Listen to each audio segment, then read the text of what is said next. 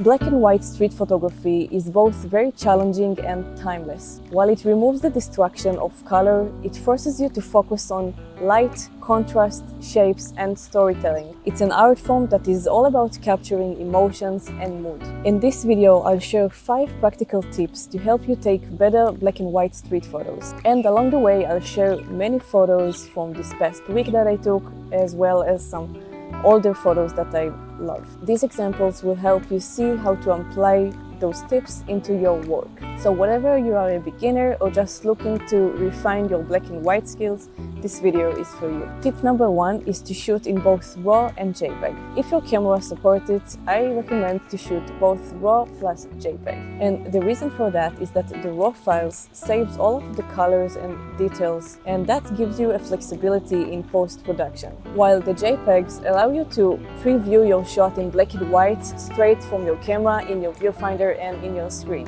This dual approach is really a game changer in my opinion. It lets you fully immerse yourself in the black and white mindset, so you can focus on the contrast, light and texture without worrying that you'll be missing something important in color. And later you still have your RAW files which you can edit in color if that's what you want. For examples, those photos that I will show you now is exactly what happened to me as I was walking with my camera intentionally wanting to shoot black and white photos, but instead I found out later that I love the colors photos from the RAW files. So I edit them in color and the final result is much more pleasing for me than the black and white ones.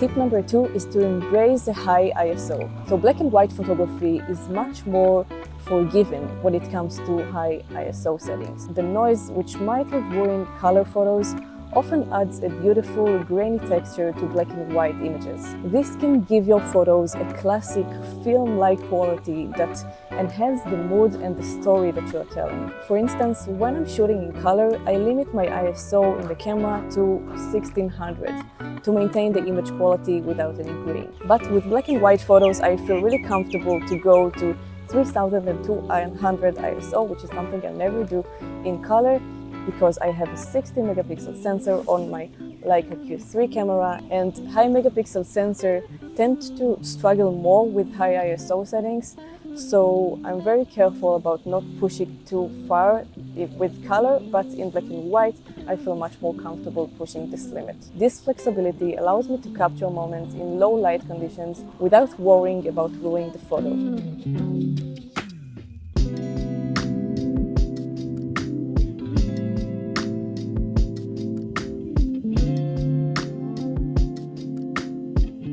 So tip number 3 is use higher aperture. This one is personal preference, but I recommend shooting with higher aperture, like 5.6 and above. And why?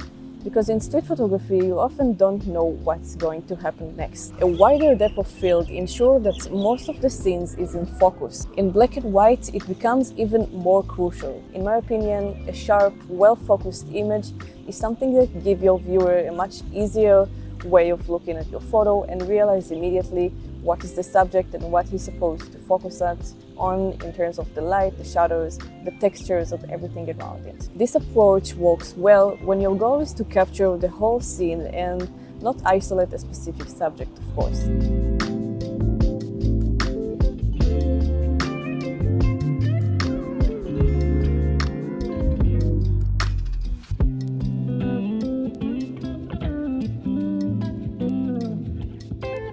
Tip number 4 is to seek for heavily shadows and play with light, as the shadows on my face right now. So the best time for black and white street photography are when the sun is low, early in the morning or late in the afternoon. During this specific timeline, heavily shadows and dramatic lights can add depth and character to your photos. However, if you are in an area with tall buildings, such as a city center, so the midday is actually the best time for you to shoot, because the tall buildings create a dramatic, long shadows across the street, giving you a perfect opportunity to play with light and perspective. So I recommend taking a moment to observe your environment and figure out what is the best time to go to shoot and find the best shadows. Every location is different, so it's all about learning the best time to shoot in your area.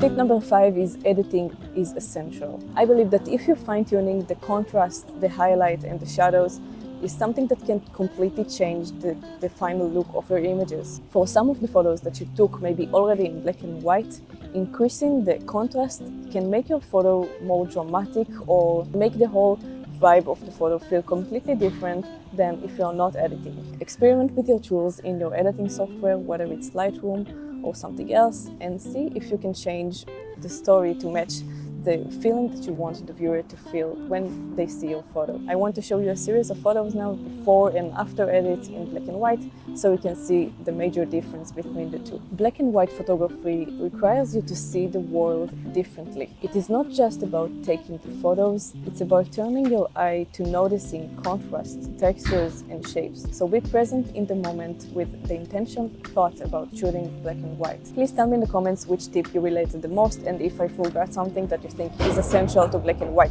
street photography. By the way, don't forget to subscribe to the channel and like the video if you did, it really helps me out. Thank you so much for watching, and I'll see you in the next video.